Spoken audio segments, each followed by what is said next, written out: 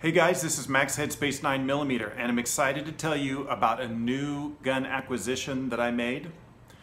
For a number of years now, I've been looking and admiring from a distance the SIG 5.56 rifle. Now, if you don't know much about that, it is one of the first things that actually combines some of the best aspects of the AK-47 and the AR-15. It started from the SIG 550, which some of our American military was able to witness in action in the Middle East. And it was a very well respected battle rifle. Well, military carbine. It came in different barrel lengths and it seemed to do extremely well in the sand, in the worst possible conditions. It ran a long time without cleaning. It took the heat really well. And while it was heavy duty. And that won the respect of a lot of different militaries around the world that happened to fight alongside the forces that were carrying these rifles. Well, when SIG decided to offer a variation of this to the American public, they made a few changes which were really improvements as far as the American consumer is concerned. They designed the rifle to use AR-15 magazines, so because a lot of people don't like proprietary magazines, myself included. For American consumers that were complaining about direct gas impingement AR-15s, but didn't necessarily want an AK-47, it was the natural progression of things. Well, I happened to find one at my local gun store recently for just a little over $600, and it was in incredible shape. I'm not even sure they really understood what it was. So I picked it up. Now, this EOTech I put on here myself. I already had this. But this thing combines some of my very favorite things as far as manual of arms are concerned. I love both AKs and ARs. What I like about the AK is the charging handle. I'm not so excited about rear charging on an AR-15. But I think the AR-15 manual of arms is superior in almost every other aspect in that it has a push-button magazine drop. It has a last round bolt hold open. This one does too. This one actually I think is a little bit superior to the AR-15. Instead of kind of a ping pong paddle that you slap or manipulate in that way, this one has a really nice toggle switch. So you pull the charging handle back, holding this down to lock the bolt open. And the same thing happens when you run your mag dry.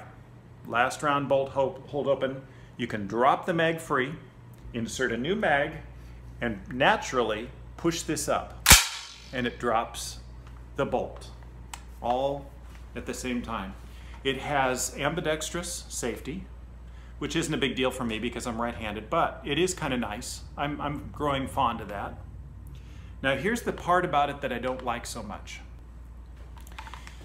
And a lot of people have noticed this. If you watch many of the reviews on this gun, almost everybody complains about two things, okay?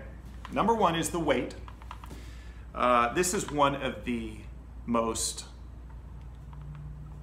rugged quad rails I've ever seen on any kind of rifle.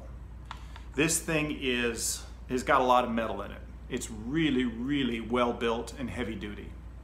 They make a version of this with the same pencil barrel, but it has a plastic handguard that only comes to here. Now that's much lighter, almost a full pound lighter than the rifle that I got. But I really like this. I don't mind the weight one bit. I don't even notice it. If you're somebody who really notices the weight of your rifle, you may want to steer clear of this. But if you're a bigger guy like me and you handle heavy things a lot, the only time that I would ever notice the weight of this rifle is if I took it on a 10-mile hike. So I am thrilled with this. The way it's built is unbelievably tough. This thing is going to be around a lot longer than I am, I can tell you that much. It'll handle many thousands of rounds. So one of the things about this that I don't like, I will tell you, and most people agree, is the fact that the way it's set up from the factory, you got a really long reach up to your magazine drop, and the safety is a little bit awkward compared with an AR-15. Now, the main reason for that is not so much the location of these, but the pistol grip. Pistol grip on this has kind of a swoopy backwards angle to it. It looks like a AK saw grip, actually. I think that's what SIG was trying to simulate. And it actually looks a lot like the grip that comes on the SG 550. So this is the main cause of the pistol grip being so difficult to manipulate. Your magazine drop and your safety at the same time. If you want comfort, you want to be able to reach both of these devices without shifting your hand. Well, I also got, and I found a good deal on, a SIG 556 pistol. Now, I went ahead and I made the change to this already. So I'm going to show you how I fixed that problem. There's products available that are not that expensive that make a big difference. I'm a big advocate of Hogue. I love Hogue products. Now, they have two different pistol grips, one with finger grooves and one without. But the angle is the same on both. Everything about them is identical in every other respect. Now, I kind of like the finger grooves a little bit better, but I was curious. I thought this one might look a little better, so I got both so I could try them out. I already put it on the pistol, and it made a huge difference. I really love the way it feels now. And if you are concerned at all about the weight of this rifle, having a Hogue grip with the finger grooves and the grippy rubber texture is going to make the rifle feel a lot easier to control. So the weight will not be as bothersome to you as with the grip that the rifle comes with. And one of the things I had to do with this, and I'm going to open it up so I can show you. I don't know exactly how this happened. Maybe there was some variance in the way they made these rifles, but I had to take a file and file this notch a little bit wider. I didn't want to alter the rifle in any way, so I did it to the plastic insert inside of this Hogue grip.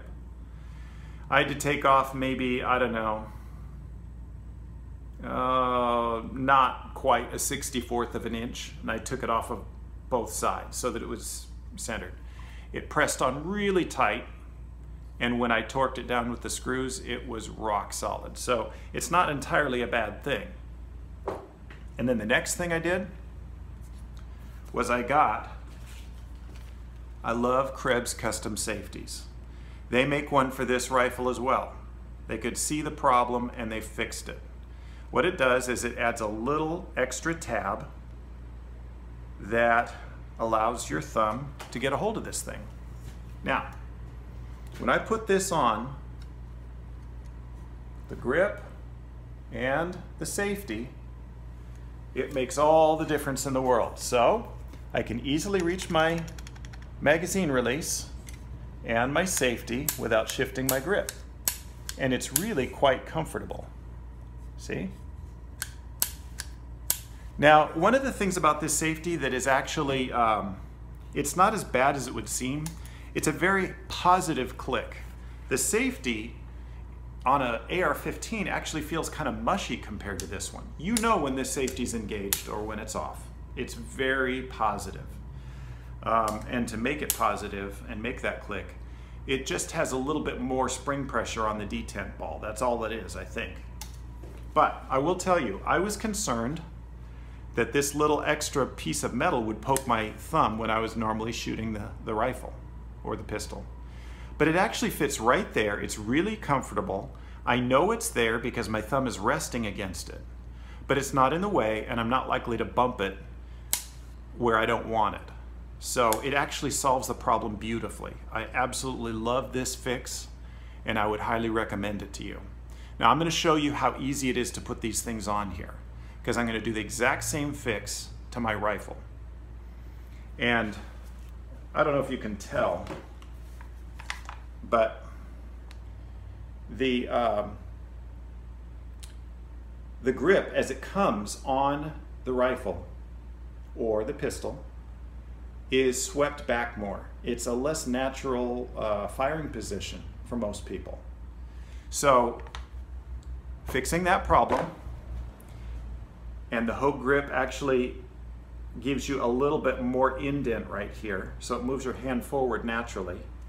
It is more vertical, so it's a little bit more ergonomic position for your trigger finger, and it puts everything in the right place for magazine drop and safety.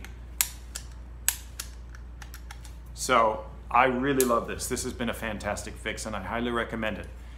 If you have been thinking about a SIG 5.56 and money held you back, it is now in the league of a decent AR-15, and it is cheaper than even a Century AK.